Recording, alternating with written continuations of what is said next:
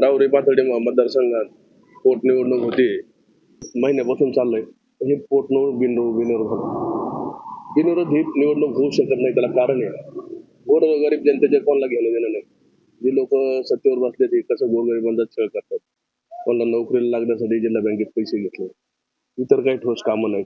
आणि घराणेशाही पुढे आली. आमचा वर्ष उमेदवार जरी म्हणलं घराणेशाही नाही, तर 30 वर्ष सत्तेत असताना त्याला वाटतं पोराला आमदार केलं पाहिजे. त्या माणसाला तेवढी क्वालिटी आहे का? त्या माणसाला तेवढी जबाबदारी पेलण्याची क्षमता आहे का? हा सगळ्याचा विचार जनता करते. जर बिनविरोध लोकशाही बाबासाहेब आंबेडकरांच्या घटनेने बिनविरोधला कुठं थारा दिला नाही. हा माणूस लोकप्रतिनिधी हा लोकांतूनच निवडून आला पाहिजे, लोकांच्या मताने निवडून आला पाहिजे. हे खरं लोकशाहीचं कारण आहे. आणि ह्या पद्धतीने निवडणूक आम्हाला अपेक्षित नाही. माझी उमेदवारी मी 2014 साली सुद्धा चाचपणी केली होती.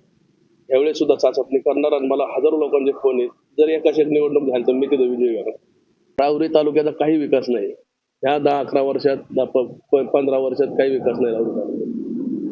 साऱ्या ठिकाणी मिरवली बाबाचा पहाड आहे. मिनीनाथ बाबाचं स्थान आहे तिथं. नवनाथाचे मिनीनाथ बाबा आहेत. त्यांचा मुस्लिमांनी गौरव केला. सगळे मुस्लिमांनी तिथं येडा घातला.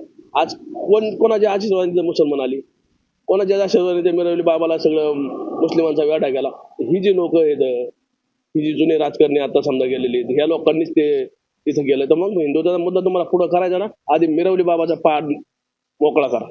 तिथं हिंदुत्वाचे झेंडे लावा. तिथं मिन्नाथाचं भव्य मंदिर बांधा. त्यात आमचा भाग सगळ्यात पुढे राहील.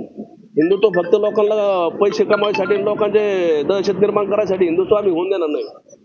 आम्हाला प्रत्येक धर्माचा अभिमान आहे. आम्ही हिंदुत्वात जन्माला, आम्ही मराठा धर्मात जन्माला. मग आम्हाला काय सर्टिफिकेट घ्यायला लागतं का हिंदुत्वाचं तुमच्याकडनं? आम्ही हिंदू आहे म्हणून आम्हाला झेंडा लावायला लागतोय? हिंदुत्व याच्यासाठी हिंदुत्व नसतंय. शिवाजी महाराजांचं हिंदुत्व आम्हाला पाहिजे. श्री प्रभू रामचंद्राचं हिंदुत्व आम्हाला पाहिजे.